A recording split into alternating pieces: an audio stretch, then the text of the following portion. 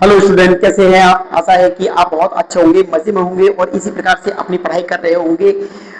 आज हम एक नया चैप्टर पढ़ने जा रहे हैं जिसका नाम है वर्किंग विथ फ्रैक्शन। ऐसे मान के चलिए कि चैप्टर का नाम ही क्या है, फ्रैक्शन है।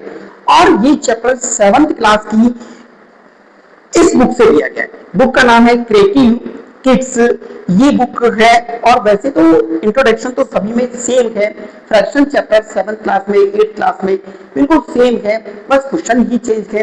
तो देर ना करते हुए जल्दी से स्टार्ट करते हैं इस चैप्टर को। चैप्टर का नाम क्या है, फ्रैक्शन। तो लेट्स स्टार्ट। फ्रैक्शन के अंदर फर्स्ट ऑफ ऑल आपको दिया गया है डेफिनेशन। आप डेफिनेशन याद करेंगे कि डेफिनेशन में क्या क्या आएगा। तो फ्रैक्शन वास्तव में होता क्या है, आपको पता होना चाहिए कि फ्रैक्शन वास्तव में होता क्या है। किसे कहते हैं फ्रैक्शन, बताइए। चलिए, फ्रैक्शन वास्तव में होता क्या है। जैसे मान लीजिए मैंने एक ये मार्कर लिया और इस मार्कर की सहायता से मैं आपको समझाना चाहता हूँ। ये मार्कर पूरा है, इस मार्कर में दो पार्ट है, एक तो कैप है और एक ये डंडा है। तो ये मार्कर पूरा हो गया, इसको पूरे को मार्कर कहेंगे आप आराम से, ठीक है।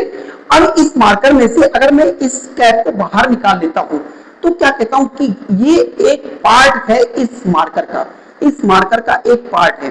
तो इसी क्या कहेंगे, एक पार्ट ऑफ अ मार्कर। और ये पूरा लगा दिया तो ये क्या, होल मार्कर हो गया, होल मार्कर। अब डेफिनेशन तो देख, तो फ्रैक्शन किसे कहते हैं, a part of whole is known as a fraction, ठीक है। A part of whole is known as a part as a fraction, कि एक किसी संख्या का एक भाग उसका फ्रैक्शन कहलाता है।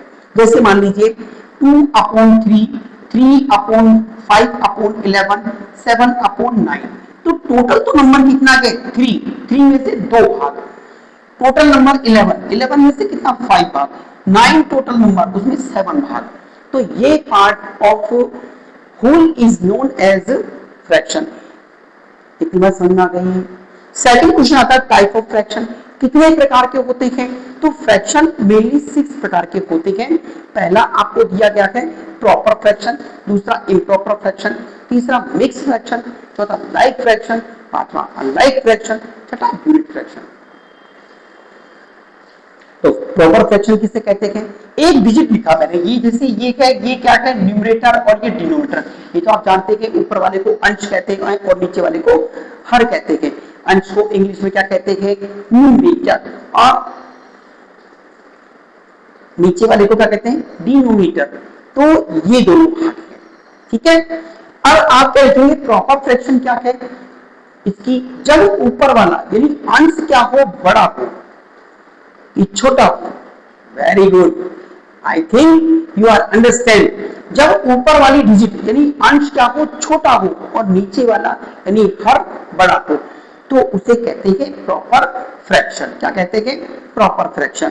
यानी इसकी इंग्लिश में अगर डेफिनेशन लिखेंगे, when numerator is less than denominator it is known as a proper fraction. Example आपके सामने पेश है, 2/3, 3/5, 5/7 एसेट्रा। ऐसे एग्जाम्पल होंगे, इसमें न्यूमरेटर क्या होगा, छोटा होगा और डिनोमिनेटर बड़ा होगा। इन प्रॉपर फ्रैक्शन इसका जस्ट उल्टा, इसका जस्ट उल्टा एग्जाम्पल लिखता हूं पहले मैं, 3/2, 5/3, 7/5 एसेट्रा। ये इम्प्रॉपर फ्रैक्शन। अब बताइए definition. yes, I think you better understand। आप पहले से ज्यादा समझदार हो गए हैं वीडियो देख देख के, और वीडियो पर आती। तो यहाँ पर क्या लिखा है कि इम्प्रॉपर फ्रैक्शन क्या होता है, when numerator is greater than denominator, numerator is greater than denominator, it is known as improper fraction। कि जब अंश हर से बड़ा हो तो वो इम्प्रॉपर फ्रैक्शन कहलाता है। इसके बाद टाइम मिक्स फ्रैक्शन। ऐसी एक डिजिट मैंने लिख दी, ठीक है, 3/3 राइट 5/4, 7 राइट 1/2। तो क्या मैं इन डिजिट को ऐसे लिख सकता हूं कि 1 + 2/3, 3 + 5/4 एंड 7 + 1/2। क्या इसको ऐसे लिखा जा सकता है, बिल्कुल लिखा जा सकता है। बिल्कुल लिखा जा सकता है। क्यों? क्योंकि अगर इसको आप ऐड करेंगे 3 वन जा 3 और 2 5/3, इसका एलसीएम लेंगे तो 3 हो गया, 3 1 प्लस और ये 3 प्लस 2 तो कितना हो गया 5/3 हो गया। तो ये जब फॉर्म आप लिख रहे हैं तो इस फॉर्म को कैसे डिनोट करेंगे? देखो इसमें एक तो नेचुरल नंबर है और एक प्रॉपर फ्रैक्शन है, तो दोनों का कॉम्बिनेशन हो रहा है या दोनों एक सेट के रूप में है और एक विशेष चिन्ह के द्वारा, स्पेशल सिंबल के द्वारा ये अलग हो रहे हैं। तो ऐसी कंडीशन में इसे क्या कहेंगे? मिक्स फ्रैक्शन कहते हैं।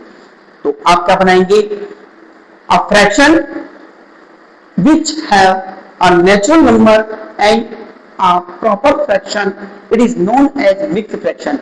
या आप ऐसे कह सकते हैं a set of natural number and proper fraction is known as a mixed fraction।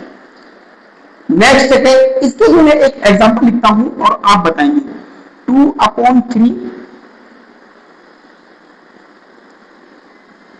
3/7, 4/7, 5/7, 6/7।